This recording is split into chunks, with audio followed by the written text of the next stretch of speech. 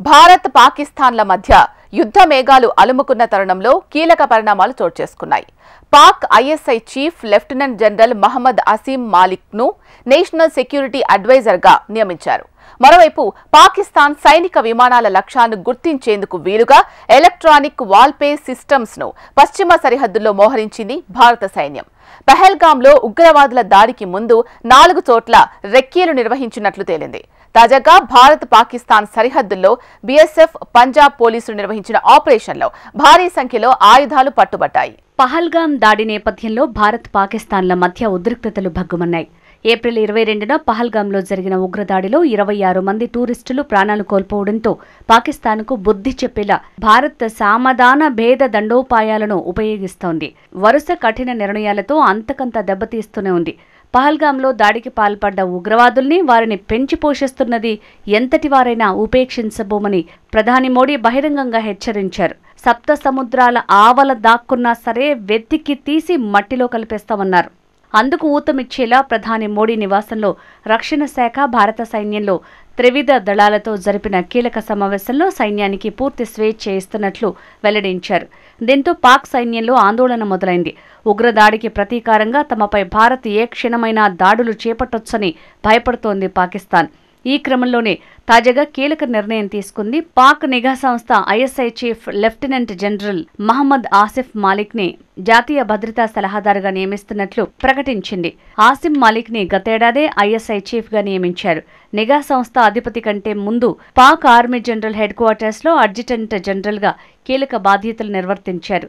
Military administrative వ్యవహారాల్ని పర్యవేక్షించారు.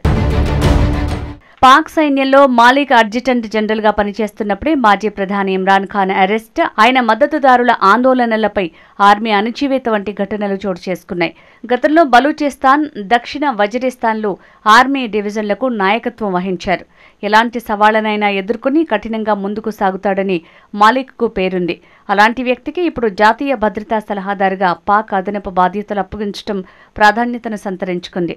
భారత్ ఏ క్షణమైనా దాడికి దిగొచ్చని పాకిస్తాన్ మంత్రులు బహిరంగ ప్రకటనలు చేస్తున్నారు. మరోవైపు పాకిస్తాన్ సైన్యాధిపతి జనరల్ సయీద్ ఆసిమ్ మునీర్ దేశం విడిచిపోవటం సంచలనంగా మారింది. మునీర్ భార్య పిల్లలతో పరాయి దేశంలో తలదాచుకుంటున్నట్లు తెలుస్తోంది. పహల్గాం ఉగ్రదాడి అనంతరం కొనసాగుతున్న వరుస పరిణామాలు, యుద్ధ భయాలతో పాక్ సైన్యంలో సైతం భయాందోళనలు మొదలయ్యాయి.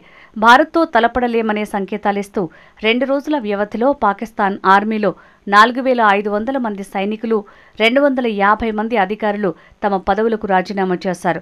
ఈ క్రమంలో రక్షణ పరంగా పాక్ ప్రధాని, రాష్ట్రపతులకు సలహాలు, పాక్ సైన్యం, ఇతర దర్యాప్తు, ఇంటెలిజెన్స్ సంస్థల్ని సమన్వయం చేసేలా ఆసిమ్ మాలిక్కు పాక్ ప్రభుత్వం ఎన్ఎస్ఏ అడ్వైజర్గా అదనపు బాధ్యతలు అప్పగించడం గమనార్హం. మరోవైపు పాకిస్తాన్ సైనిక విమానాల లక్ష్యాలను గుర్తించేందుకు వీలు లేకుండా ఎలక్ట్రానిక్ వార్ఫేర్ ఈవీ వ్యవస్థల్ని పశ్చిమ సరిహద్దులో మోహరించింది భారత సైన్యం. ఇవి పాక్ సైన్యం వినియోగించే గ్లోబల్ నావిగేషన్ శాటిలైట్ సిస్టమ్ సంకేతాలను బలంగా అడ్డుకుంటాయి. దీంతో ఆ దేశ సైనిక, పౌర రవాణా విమానాలు వినియోగించే జీపీఎస్, గ్లోనాస్, బైడూస్ నావిగేషన్ వ్యవస్థల్ని సమర్థంగా అడ్డుకుంటుంది. దీంతో పాక్ సైనిక విమానాలు, డ్రోన్లు, గైడెడ్ మిసైల్స్ భారత్లో లక్ష్యాలను గుర్తించడంలో తీవ్ర గందరగోళానికి గురవుతాయి. ఫలితంగా యుద్ధరంగంలో ఏం జరుగుతుందో అర్థం చేసుకోలేని స్థితికి పాక్ సైన్యం వెళ్తుంది. 2024 centre for land warfare studies లెక్కల ప్రకారం భారత్ వద్ద ఇలాంటి వ్యవస్థలు దాదాపు 50 వరకు ఉన్నాయి. ఇక వాయుసేన రాఫెల్ యుద్ధ విమానాల్లోని స్పెక్ట్రా సూట్స్, నేవీ వినియోగించే శక్తి సిస్టమ్స్ కూడా నావిగేషన్ సిగ్నల్స్ ని జామ్ చేయగలదు. ఇక పాకిస్తాన్ విషయానికి వస్తే దాని వద్ద సొంతంగా తయారు చేసుకున్న ఎలక్ట్రానిక్ వార్ఫేర్ వ్యవస్థలు లేవు.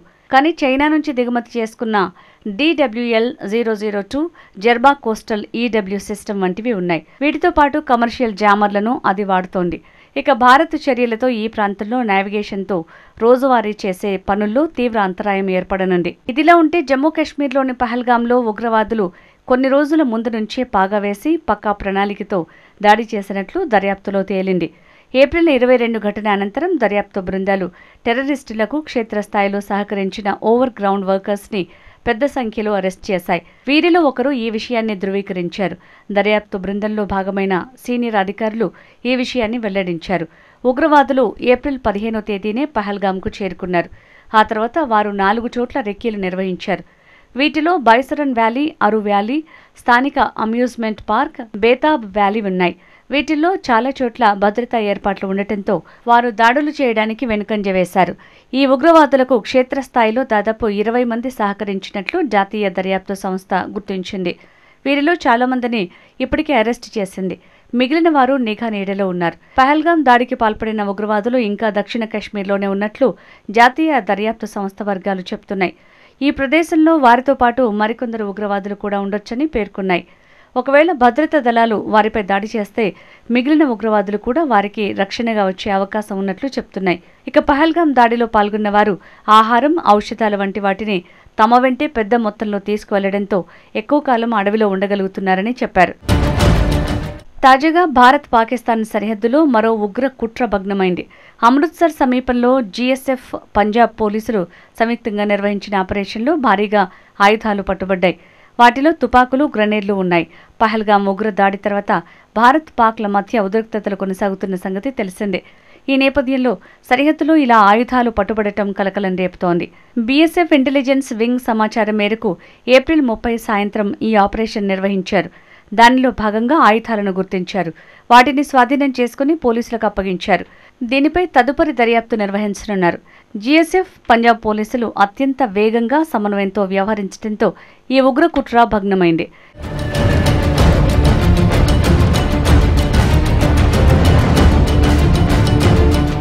ఇక భారత్, పాకిస్తాన్ల మధ్య నియంత్రణ రేఖతో పాటు అంతర్జాతీయ సరిహద్దు వెంబడి పాకిస్తాన్ సైన్యం కవ్వింపు చర్యలు ఆగటం లేదు. కుప్వారా, యూరి, అఖ్నూర్ సెక్టార్లో పాక్ కాల్పులను భారత సైన్యం సమర్థవంతంగా తిప్పికొట్టింది. ఎల్ఓసి వెంబడి పాక్ సైన్యం కాల్పుల విరమణ ఒప్పందాన్ని ఉల్లంఘించడం కొనసాగుతోంది. జమ్మూ కాశ్మీర్లో 4 సరిహద్దు జిల్లాల్లో కవ్వింపు చర్యలు కొనసాగాయి.